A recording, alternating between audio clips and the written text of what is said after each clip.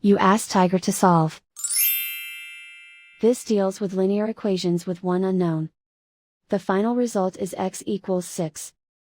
Let's solve it step by step. Simplify the expression.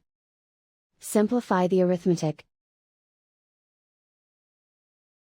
Group all x terms on the left side of the equation. Add 12x to both sides. Group like terms. Simplify the arithmetic. Group like terms. Simplify the arithmetic. Group all constants on the right side of the equation. Subtract 3 from both sides. Simplify the arithmetic.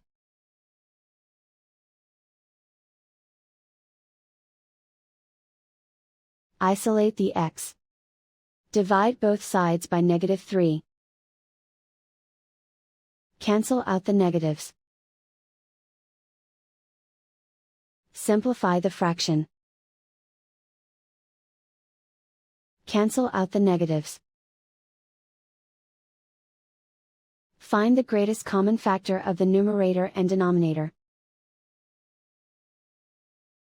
Factor out and cancel the greatest common factor. And so the final result is x equals 6.